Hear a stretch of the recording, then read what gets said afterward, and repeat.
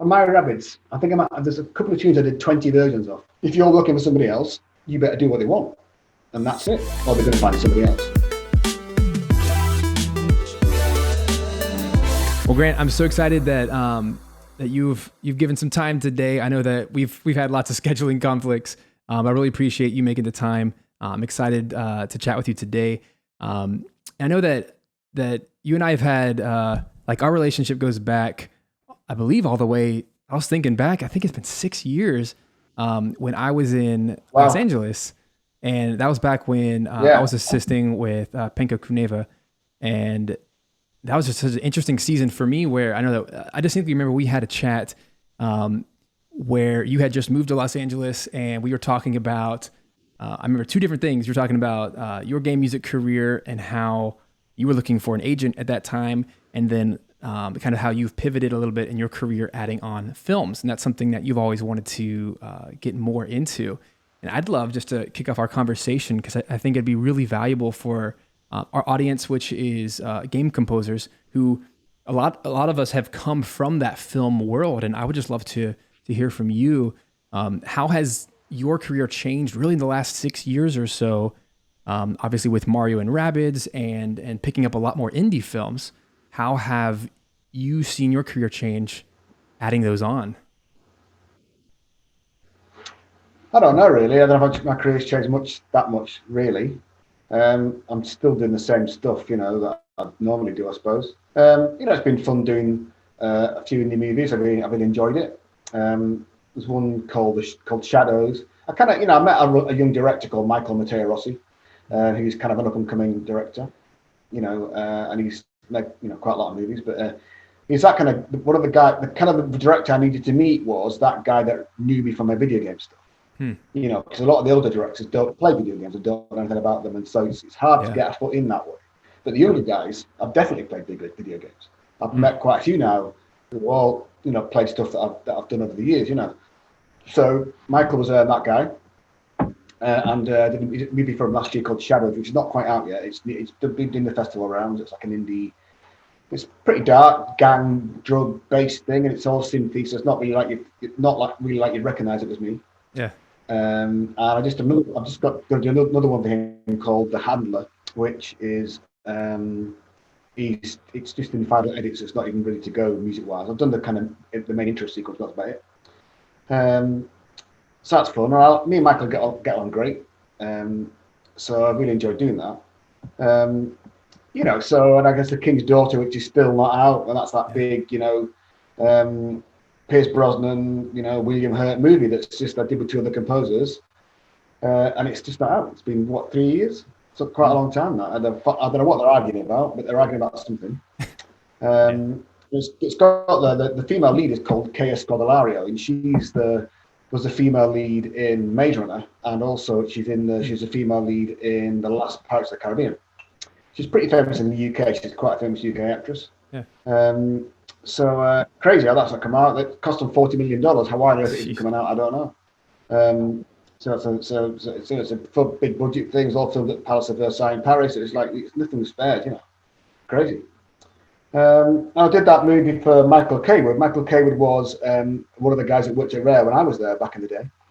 He moved to LA, I guess similar time to me, and he started to work on the blockbusters. He's worked on I think Planet of the Apes, Bumblebee, big Hollywood blockbusters as one of the previous guys, supervisors. So he does his own stuff from time to time. And we kind of hooked up on Facebook. So I've got a movie going right now. So it's like a 14-minute short called The Wrong Rock. Do you want to do it? And it was great because there's no talking in it. It's about little mushrooms. It's super cute.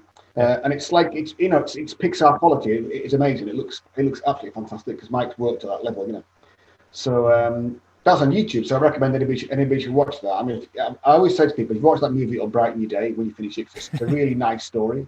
It's about fitting in, which I think is really good for these days. It's a kind of fitting in thing, like why don't I fit in with this group of people? And it's all based on little mushrooms dancing about. It's super cute, as I say. But it's it's really well done and it looks excellent. So and hopefully it sounds good too, So we did the kind of festival round with that a year or so ago. That went quick, won a few awards with that one. So it's been great doing that stuff. I really enjoyed it. This year, I guess since January-ish, I was doing World of Warcraft Shadowlands, the new expansion for that one. So, I played World of Warcraft like to the point of my wife practically divorcing me in the early 2000s. I was definitely that guy. When I was at Rare, I used to dash back from Rare to get online in time to be on ready for the raid, at 6 o'clock. You know what I mean? So it was like, to get to actually be asked to work on that was amazing. And then, because I just liked the game, I played it so much back in the day. Do you mind if I ask, how did that process come about, getting to be a part of that? So Derek Duke, who's been there a long time, like must be 20 years, very well-known composer, done a lot of Warcraft stuff over the years. He reached out to me like ages ago. It must have been like 2017, something like that. And they wanted a little demo doing something, and they wouldn't tell me what it was. I don't think it was Warcraft or something else. I think it might have been Hearthstone, but I really don't know. And they never told me. I did a little 2-minute thing, and they really liked it, and then it all went quiet for about quite a while, maybe a year, and I kind of forgot about it. And it was like, just a minute, it did a thing for Blizzard. What happened, So kind of stayed in touch a little bit. I didn't know whether they hated it, and they told me they liked it. I didn't know. I said, look, Derek, why not I can come down to meet you? I mean, maybe we should get together. Just thought maybe something's wrong. I don't know. So, Blizzard's about 80 miles from me, so I drove down to Irvine to meet with Derek. And Derek's, I feel like we're very similar guys. He's a really nice guy. We got along great. I had a really good chat. I had lunch, what have you, and jumping on Blizzard, and it was amazing. And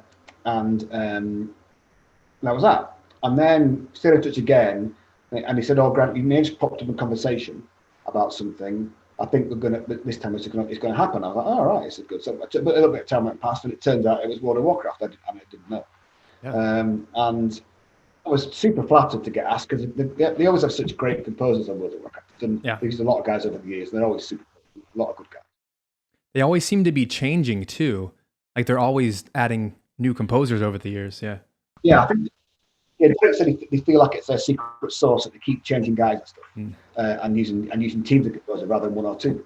So Neil Cree seems to be he's been there. He does it all the time, all the cinematic sequences.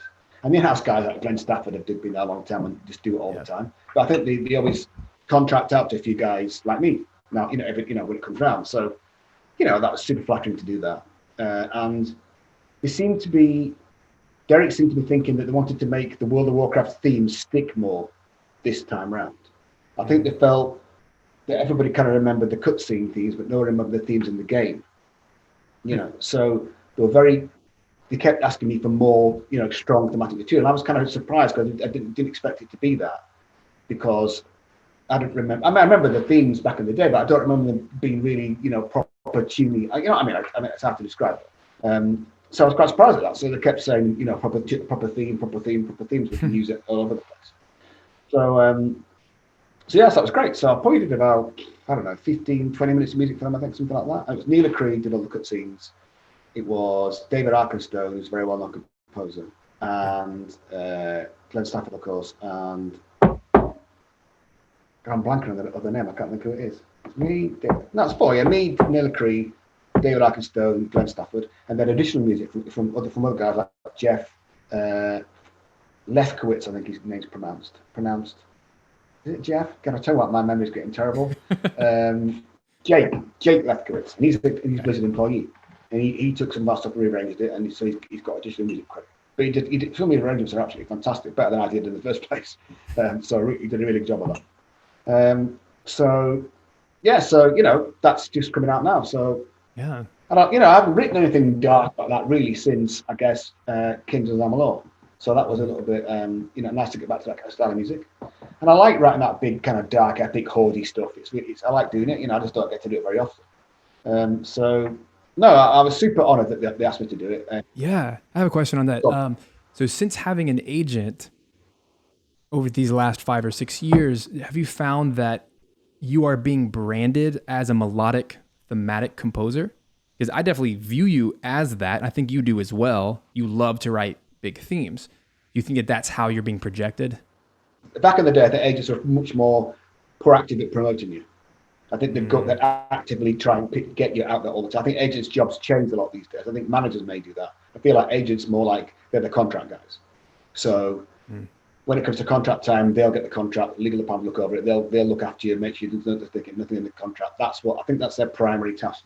And obviously to collect the cash, they get paid and then they pay me. So I feel like it's different. I feel like they may push composers when they feel like it, kind of thing. So certainly, I haven't got any gains from having an agent. No games have come my way from that. People approach me first of all because they know who I am or they've heard of me, let's say. Yeah. And so, but my agents do send me stuff to pitch for, usually Disney cartoons, Cartoon Network, that kind of stuff, which I haven't got any. I must have done, 25 of those, probably. Wow. Pitching for various cartoons, various bits and pieces. I haven't got anywhere near. Not even got past the first point of sending a demo in, nothing. Wow. So, which is, that's just the way it goes. I mean, funny enough, I did pitch for a cartoon a little while ago, and I kind of half knew the director through somebody else, and so we kind of got talking, and I thought, oh, this could be another direction. And it turned out it's a massive Banjo-Kazooie fan. I thought, bloody hell, this is the best thing I could hope for. So, and I was kind of curious about how, was it Disney it was? I was kind of curious, because I was told by my agent that Disney do a thing where they do a blind audition process, where you'd send in your stuff, they collect it, they wipe all the names, and just send give a CD or whatever it is, a drive or a folder full of music with no names on it, and you've got to click through and choose the one you like. So it makes it a level playing field, which is fair enough. Yeah. But of course, if you have got any kind of advantage that you know somebody, it's going to go, right? So I said to him, is that the way it happens? He said, yeah, that's what we do. He said, I said, how many submissions do you get, for a cartoon? He said, we get 80 or 90 composers applying. Wow. He said, some of them do 2 or 3, 4 submissions and do it 4 times in different styles. So if you're that director sat on a cartoon, you've got 90 composers submitted for your cartoon. How on earth are you going to pick that person out of 90 composers? Because they're all going to be pretty good, probably. Like, for me at that point, I kind of went, it kind of, I was getting pretty pissed off that I wasn't getting anywhere. But once I heard that, I was thinking, you know what? I don't know if I want to do that anymore, because it just seems like to be in with 90 other composers, you really haven't got a chance. I mean, after the first 10, you're going to go, I've got another 80 to go. And there might be 3 pieces. It's like, so they're going to listen to the first 20 seconds and go, nah, but, it's going to be like that, if you can get to the whole 90. And funny enough, like 3 of the cartoons that I pitched for, the same composer got them all, which was, I thought was a little weird. And I wonder if they're kind of going, look, he's all right for that one. Let's get him for these 2 as well. It's rather than go through all those 90 people. I kind of feel that maybe goes on a little bit. So it's a little bit disheartening. But I guess you'll agree that I think the only way to get anything to do with anything is to know the director. There is no other way, and that is an impossible task. But I feel like I know a producer. To get through into a movie, you have to be the director's favorite composer. And most directors who make big movies have used the same composer for donkey's years, right? Most of the time, they're not going to look for anybody else, unless the person dies and they have to find somebody else. So I kind of feel like getting the big blockbuster movies is probably impossible. That's what I think. Well, I want to ask, what is your dream project from here? Because I think in many ways you've done several dream projects already.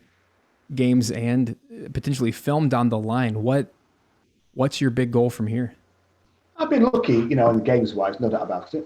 I sometimes feel I'm old, I'm giving up that I get the job, because I'm just really, I haven't given up, going, I can't do this anymore. Because it's hard, Yeah, I've said it a lot of times. Like, my dream project right now is to do the Super Mario Brothers movie at Illumination.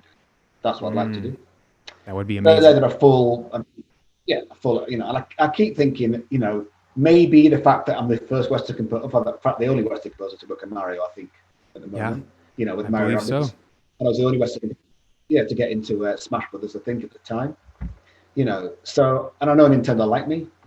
And I know Nintendo got a lot to do with it, because they're very protective of their music. I know that from doing Mario Rabbids, little bits that I took from Koji Kondo. They wanted to make sure it was right, So I have endeavored to try and get somewhere in the frame for the Mario movie. And I do know somebody there, not at Illumination, but at Universal, who own Illumination, who's a very high up person. Whether or not that would have any bearing on it, I don't know. I would think probably not. So I figure that whoever the director gets chosen to do the Mario movie will choose his favorite composer, probably. And also, Illumination seemed to use that. I can't pronounce his name, and I've forgotten it completely. The guy that used to be in Simply Red,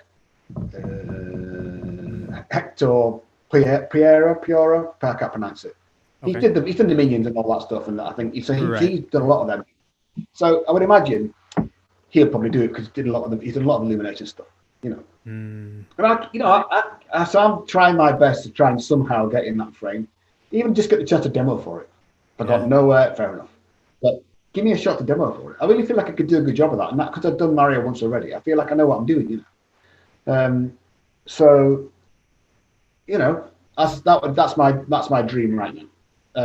As I'm sure I'll get nowhere near it. But that's my dream at the moment.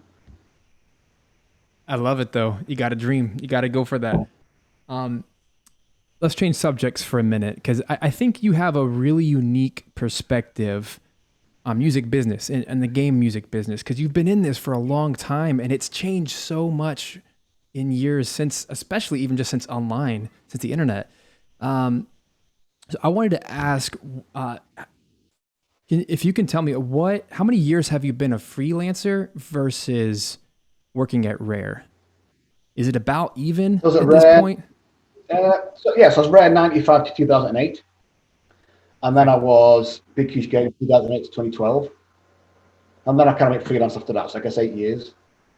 So, longer staff composer than freelancer. What are the differences?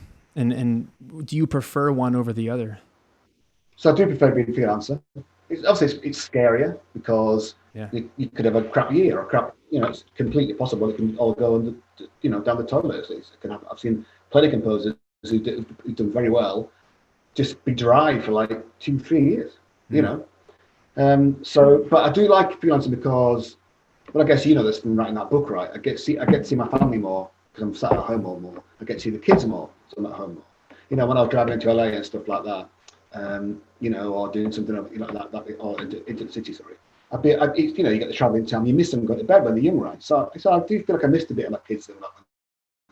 So I'm glad now they're 18 and 14. So, but I'm here all the time. I could get them from school. I mean, my son's driving now, but before that, I'd get them from school every day. So I like that. Also, I think that I'm more productive as a freelancer because I know when I work best. I know that all those years I spent at Rare as a staff composer, you get used to turning up at 9 in the morning and starting writing music at 9. It's like a day job. You write music from 9 to 5, you go home and start again the next day. So for me, that's been such a great regime to get into. I think a lot of composers sometimes, I said this before, they sit in a darkened room, wait for the hand of the Lord to hand them some inspiration in the middle of the night. I'm not like that. I'm a very work-like composer. I start at 8:45, around at 8:30, and I'll go till about 2 in the afternoon, and I'll stop. So I'm useless in the afternoon. At Rare, I used to do sound effects in the afternoon because I feel like sound effects are a very functional task. You can search them up, edit them, do them. I feel like music is more creative. I'm sure sound designers won't like me saying that, but that's how I felt about the job when I did it, when I did sound design. So, so I feel like I'm good in the mornings, crap in the afternoons, and I can come back to it at 6, 7 at night if I'm really busy and do some more, and that's all right.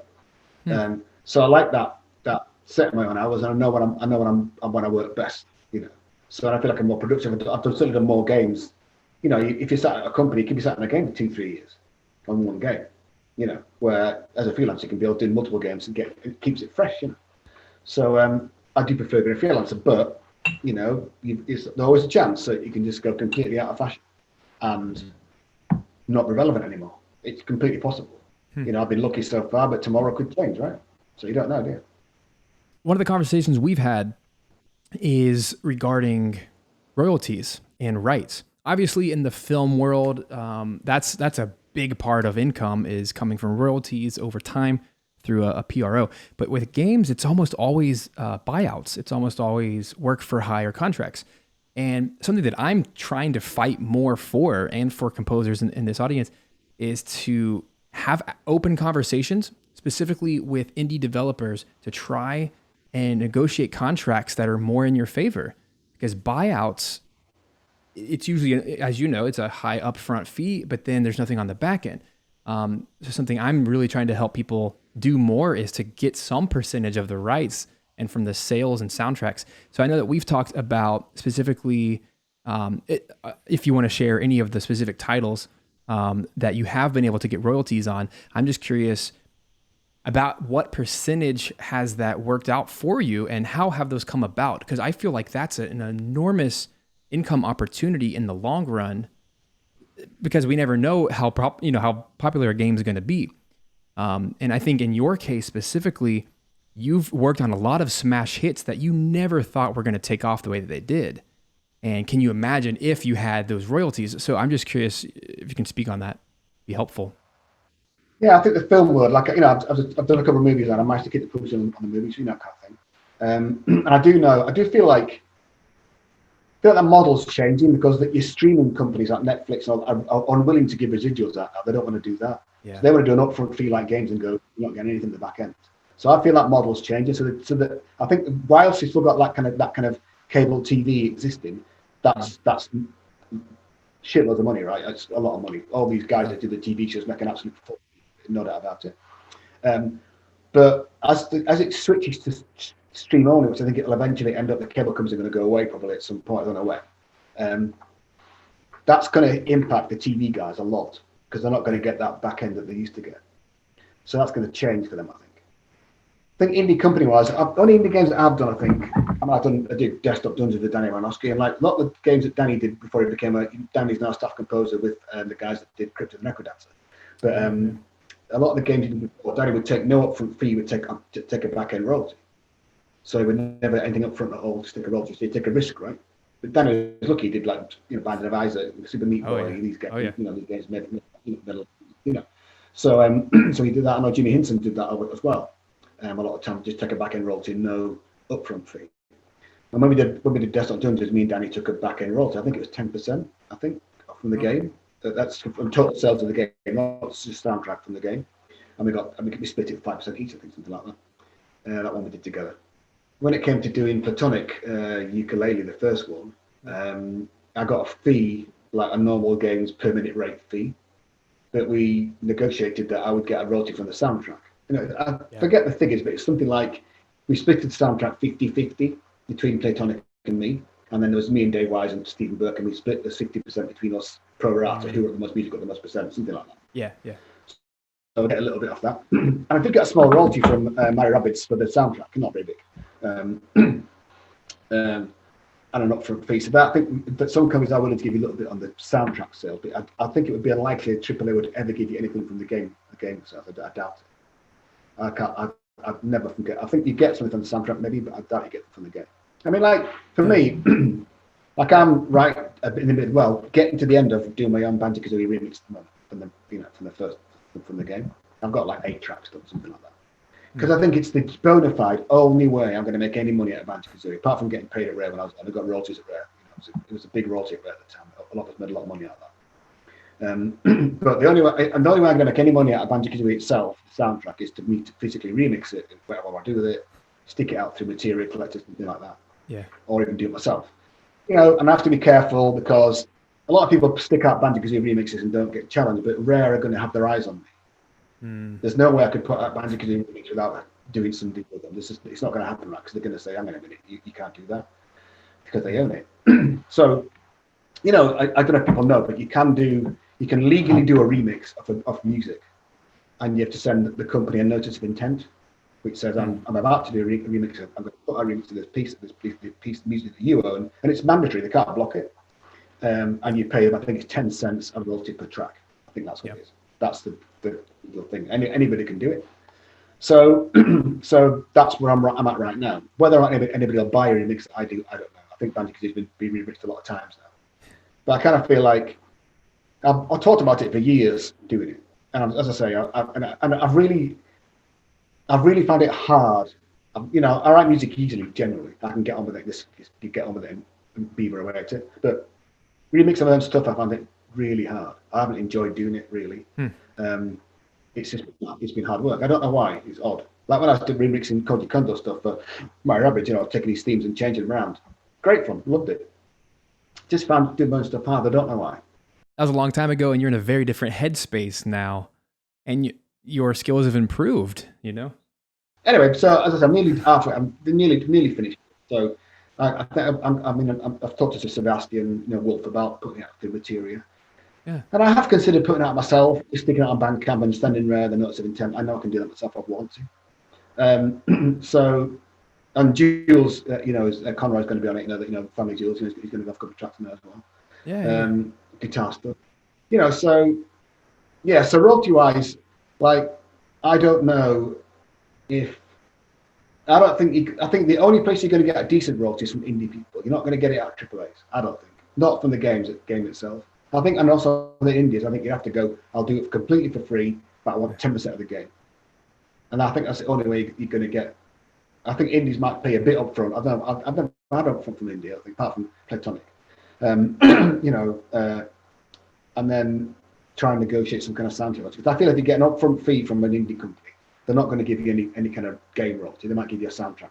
You keep the rest of the soundtrack, or they'll give you a cut with selling it separately. That's what I think would happen. Yeah. Well, if it's helpful at all, I've done a lot of remixes through SoundDrop, which automatically pays those fees. I think it's $10 per track, and that's it. And they'll do the licensing for that. So maybe that's an option. 10 cents. Well, $10 per track or 10 cents per track. It's permanent. It's $10 up front per track, and then they will still take their cut, which I think is 30%, just like Apple Music or Spotify would do anyway. But then it streams to all those platforms, and it's kind of in perpetuity, so that you only have to do it once. It's a really quick process. When you set that up, does it ask you for the composer's name or the company that owns it? Both.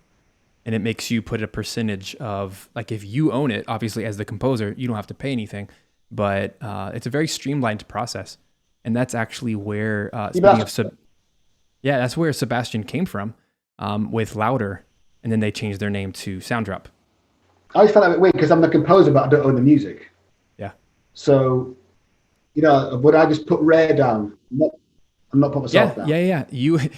They might laugh at the idea because you're the same person, but you do 100% as the artist, or you'd be the 100% composer, and then it asks you 100% goes to the publisher, which would be Rare. Maybe even Microsoft or Nintendo. I'm not sure how that would work, but I think it depends. Nintendo. That's right. It would be Rare. Yeah, but that's their job is to sort that out. But I've noticed it's always been a very quick process. And speaking of which, I've actually remixed your music from those games, so I know it works.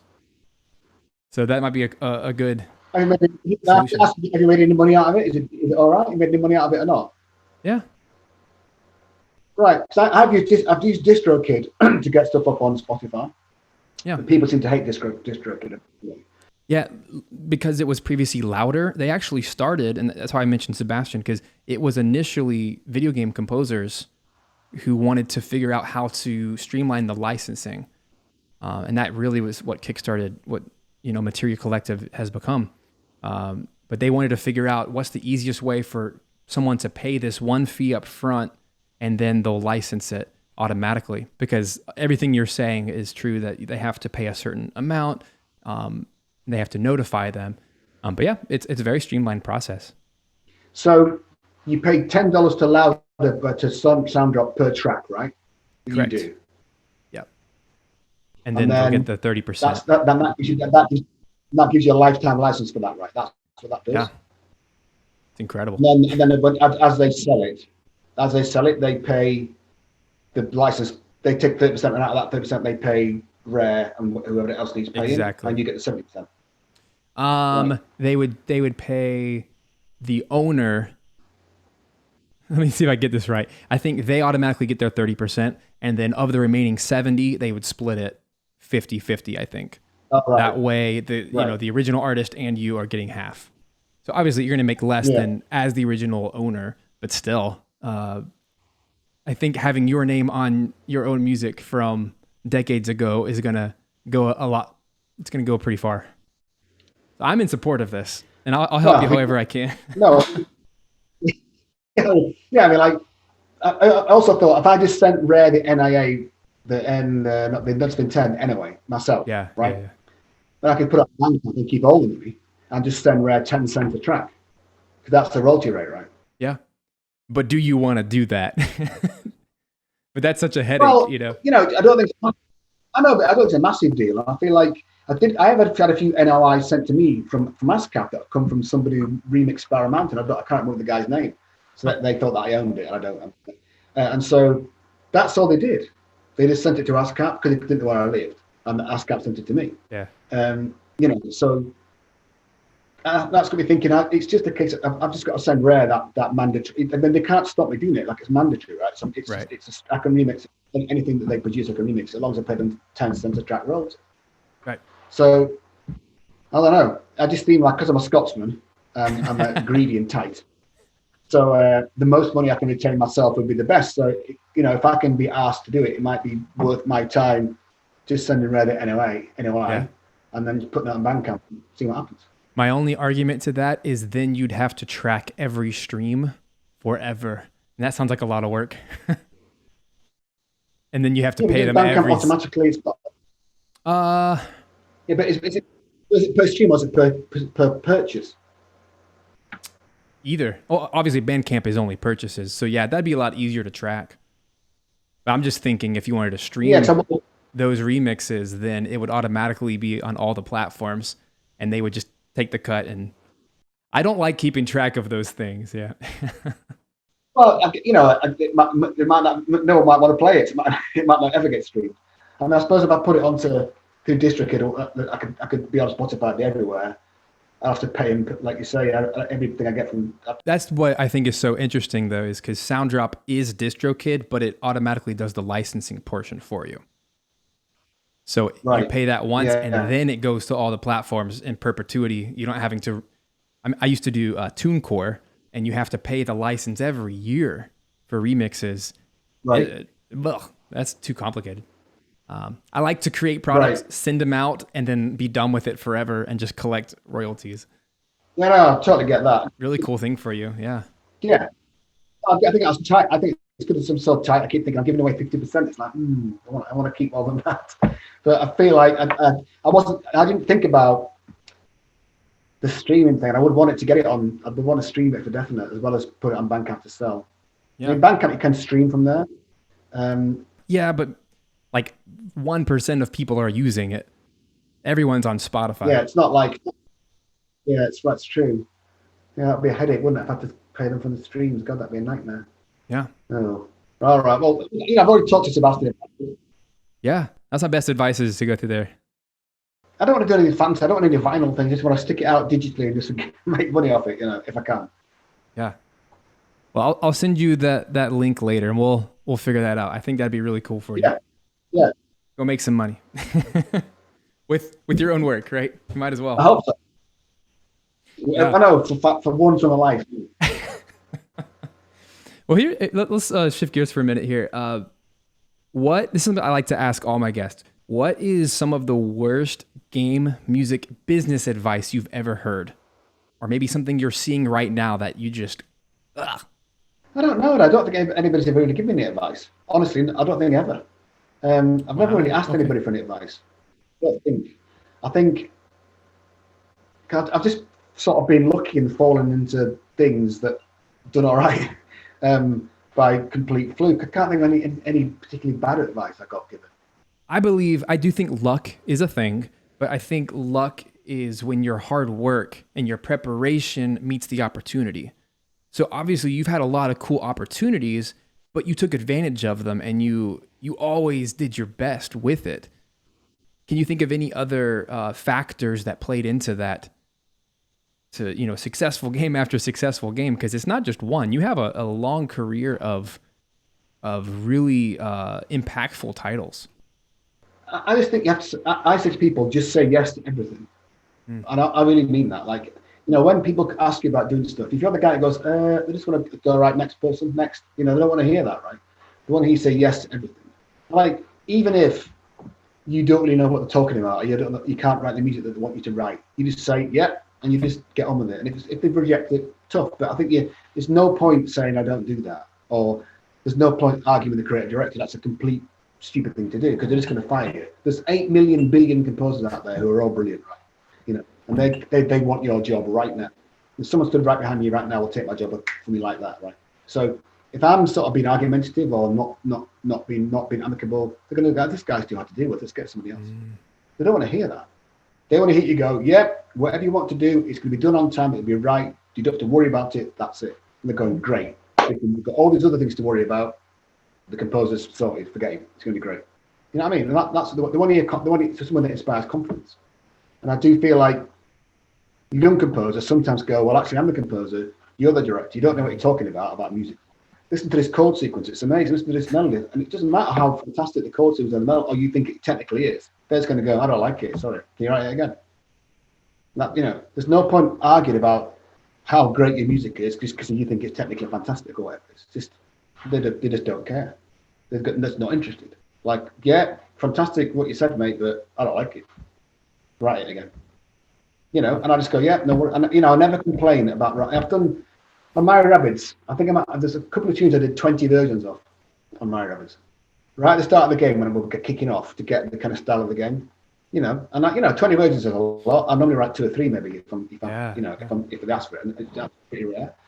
And I was getting tired of it, but I thought I want to do this game, and that that's the way it's going to be. And they would, and because I just went, yeah, no trouble.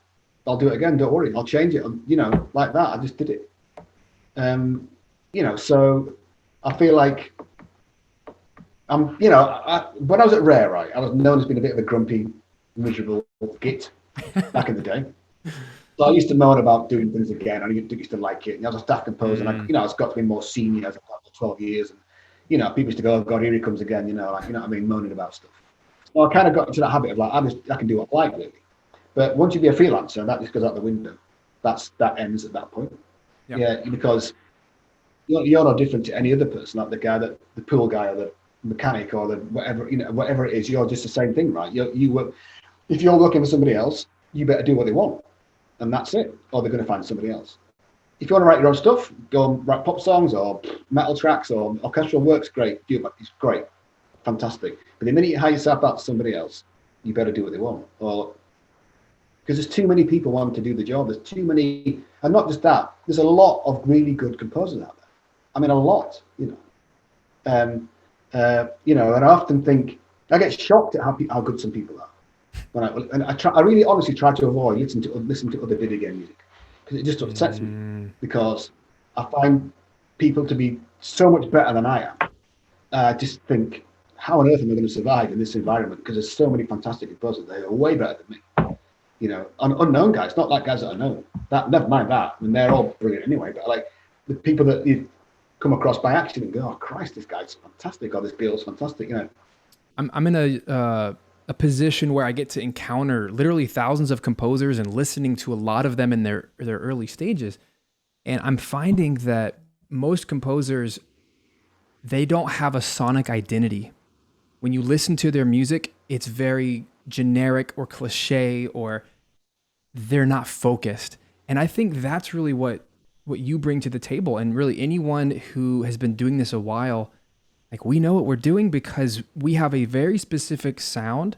And that's why people hire us, is they want to work with us and our specific sound. So I don't think it ever goes out of style to be a melodic composer and to be someone who writes good themes, I guess that's my little bee in my bonnet is eternally this thing about melody. Like, I'm just, I feel like you go to the movie theater like we used to go before the COVID happened, like we kind of thing, and like everything's big and massive and impressive and amazing, but totally unremarkable.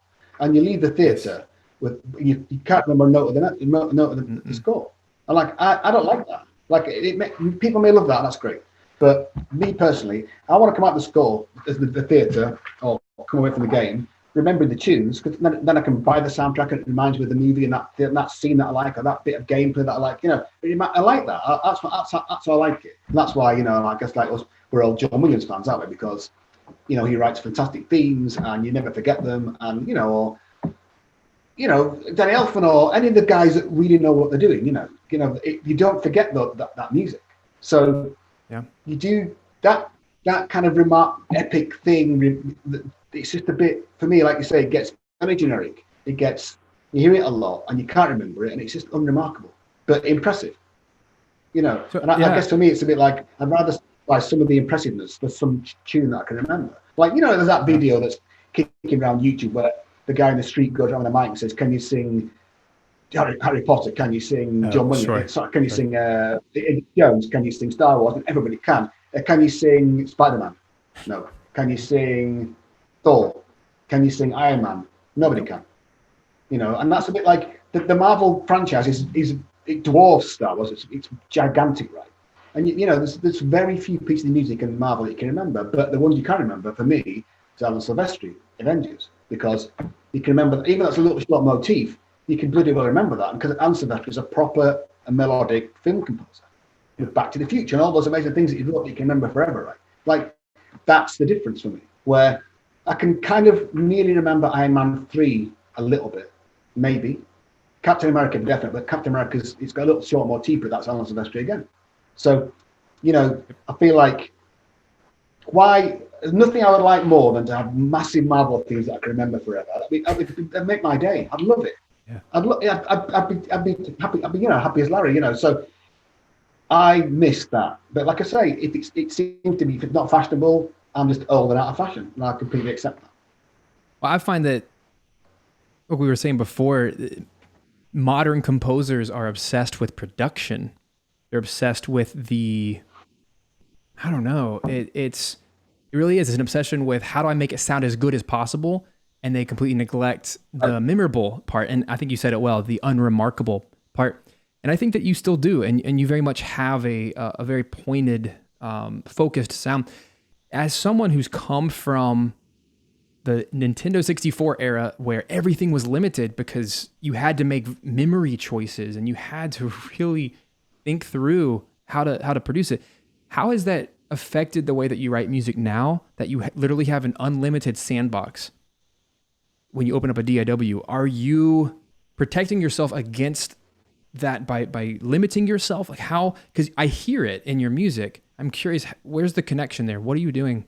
Sometimes I feel like there's too much choice. I do feel that sometimes. And I feel like if you get to write, you know, I get to ask orchestral scores, write orchestral scores most of the time. You know, and, you know, you spend all you know, I like that because it's a finite palette, right? You've only got the orchestra, right? There's not that many, you know, you've got these basic sections in the orchestra. There's a few little extra pieces and pieces if you stick in for magic, you know, but generally speaking, it's pretty finite, right? But you spend most of your time trying to make it sound human, playing it out of time, so trying to get the phrasing right, all that stuff. Yeah. You know, generally, that's a problem. Right?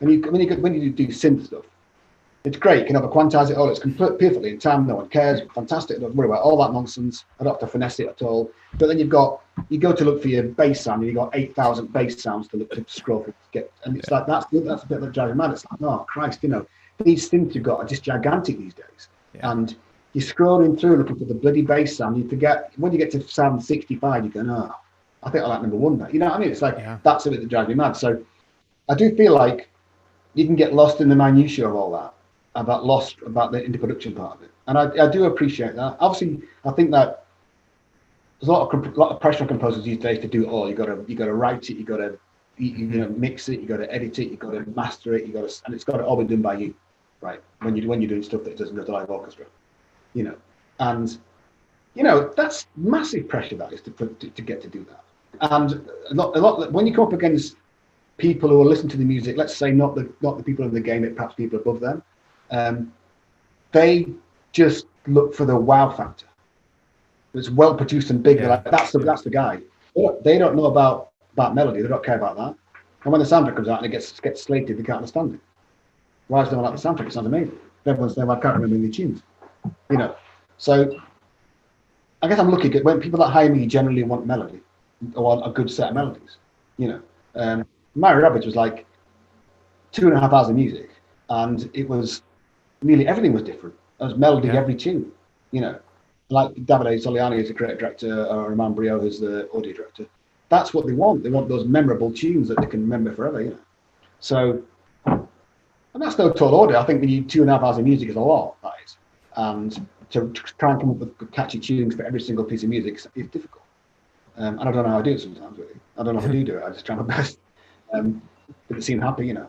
So I don't know. I feel like coming back from the M64 days, I feel like I know how to construct a melody. I feel like I know the little tricks to use to make it stick. because that's all you had was a decent set of chords and a decent tune, and that was it. There was no reverbs, no swades, Right. one thing on the keyboard. So a lot of the guys that I know from back in those days know how to write a good tune, because you just have to do it. And Rare were like Super Nintendo fans, so they were like, you do it like Nintendo, you're out. You know? So or like make it memorable, like Koji Kondo does, you know. So so I feel like that was a great 12 years of training for me to learn to do that, and to learn what the little tricks you can do to make it stick in people's heads. You know. So, and I still do. I write music the same way to this day, and I did then. It's no different to me. I'm not a really very intelligent composer. I just mess around with something until I think it sounds good. You know, a lot of a sample, French horn, clarinet, synth, whatever it is, and play with it, get a set of chords or a tune I like, and then build on it. That's how I do it. You know, there's no mystery to it. So, you know, for me, I still think, you know, number one on the charts, whatever that happens to be these days, it's not going to be an ambient track. It's just not going to be that. It's going to be some Ariana Grande track with a great tune that you can remember, whistle to go down the street, whatever it is, and you can remember it, and you whistle it when you're going to work in the morning. That's to me what melody does. You don't have somebody humming a chord sequence on the way to work in the morning, because you can only sing one note, like you can't sing 3 notes at a time, right? So you know what I mean. So I feel like, irrespective of what anybody really thinks, the average person in the street loves a good tune. They love a good tune because they can remember it and hum it to themselves when they're doing the washing, when they're washing the car, and you name it. That's to me what it's all about. I don't really care about what the trend might be, because I feel like the average man on the street, they're the people that make music popular. It's not the heads of these companies. Those people, it's not them. It's your person that plays the game, watches the TV show, watches a movie, that goes and finds it on YouTube, buys a soundtrack. They're the people that make music known, not the people who run the thing. Amen to that. That's good stuff, man.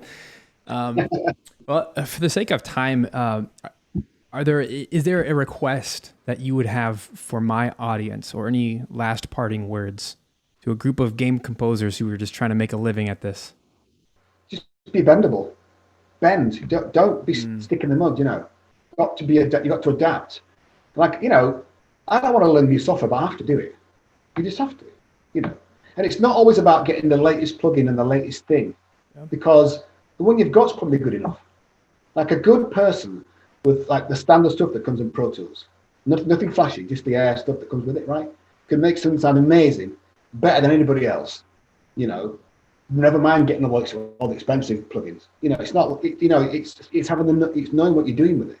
Like, you know, it's that thing where, you know, what's the saying? You know, a bad workman with a bad set of tools do a crap job. You know, but you know, so you get a great set of tools and a bad workman, it's going to be bad. You need to know how to work the tools, right? The ones you've got, and you don't need to have the absolute flatest thing. You just don't need to have it, because you can get by with probably what's inside Logic, what's inside Cubase, what's already inside, you know, Pro Tools. You can get by with that. I mean, I do. My one thing that I like to do is have a nice graphic EQ. I can see what's going on, so I don't just rely on my ears. I can see it, and that the Pro Filter stuff. I use a Pro Filter EQ, whatever it is, Fab Filter. Fab Filter. That's what I use for the EQ, because you can see it. You can see what's going on. It's super accurate. It's very transparent. You know, I like to use that. But I'm still using Maxim for mastering inside Pro Tools. You know, that just comes with it. And I use Inflator, Oxford Inflator too. You know, but I'm not. I don't fanny about with it a lot. I really don't. And like, you know, sometimes I think to myself, it's not great, but no one's complaining about it. You know, if someone says, this sounds shit, Grant, I'd do it again, but no one's saying to me, we don't want it like that. It doesn't sound very good. You know, so, you know, I don't know really. I think that I switched reverbs just recently because the World of Warcraft guy said everybody uses this. This is what you want to use, and so I just bought it and used that. Before that, I was using that Spaces from East West. Now I've got the Lexicon, whatever it is. Yeah. But you know, so you know what I mean. But like, I feel like you can get wrapped up in that too much. Like when my wife, you know, I play piece of music, my wife's piece of music that I like. Let's say John Williams' piece of music that I really like. She's kind of going, no, I don't like that. It's all over. I don't understand it. You know, something that's really technical. I'm admiring the technique of it. It's all over the place and it's super complicated. I'm thinking it's fantastic. She's like, good, I like it. Give her like Darth Vader's theme right between the eyes. Oh yeah, that's great. Nothing complicated going on in Darth Vader's theme. Nothing complicated going on in Luke's theme. Yeah, and like I feel like as composers we can get wrapped up in that. I need to be technically great and have the woodwinds doing all the runs and all the separate parts and the brass doing different things. It's all, and like I did that in Kingdom of Amalur, and I feel like. Sorry, tied to this, like, so like you can claim your artist profile on Spotify, right? You can see what's going on, what people listen to on Spotify. Like all the pieces that I think are my best aren't top of the list in my Spotify. People look at this and click. It's like I'm like, what? Why is that? My top piece on Spotify is Mid Boss Mayhem from my Rabbids. That's always number one on my top thing, which is like very Banjo-Kazooie-esque. But second, or maybe first, is always Dalantarth from Kings of Amalur, which I would never think would be, but that is the most popular piece from Kings of Amalur. Like my best piece there is Tianok, one of the big bass boss battles, right?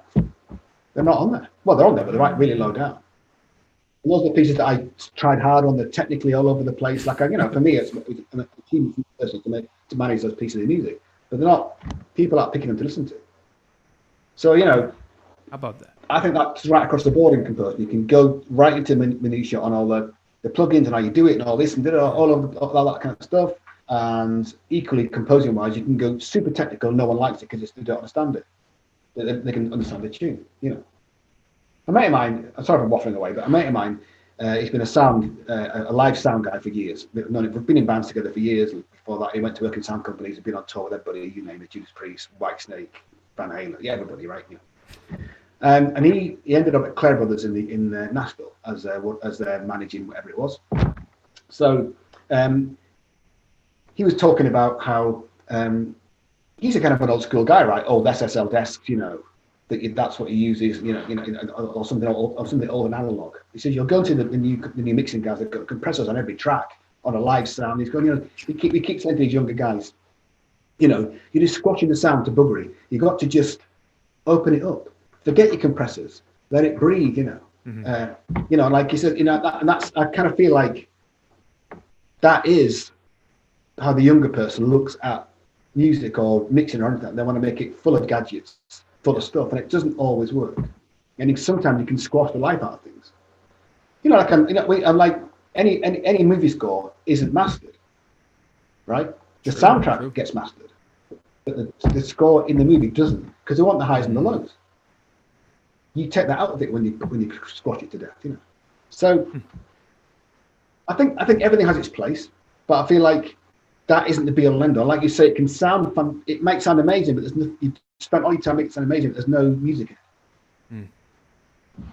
Another guy, a trailer guy, was sort of saying, he was sort of not a trailer guy, music library guy, was sort of saying that all the music it gets sent from the younger guys sounds amazing, but completely forgettable. All the music you get from the older guys, great melodies, maybe doesn't sound as good. But who gets hired, right? The older guy, usually the older guy can write a tune. I know, but it's a weird thing. I think I can see how we can both see how you can get tied up in it. I get tied up in it sometimes. Yeah. Well, thank you so much for sharing. I know this is going to be an extremely valuable chat for the audience. I really appreciate you setting aside some time and just giving us some honest answers. That's all I can ever ask for. I definitely wish you the best in your career, and I look forward to connecting again soon. Yes, thanks for asking me, as always, and it's nice to get asked every now and then. So I know I waffle on quite a bit, but hopefully there's something to get out of my waffling. I don't know. Absolutely. That's so good. Well, I love talking with you, and we'll chat again soon. Bye, Grant. All right, see you, Steve.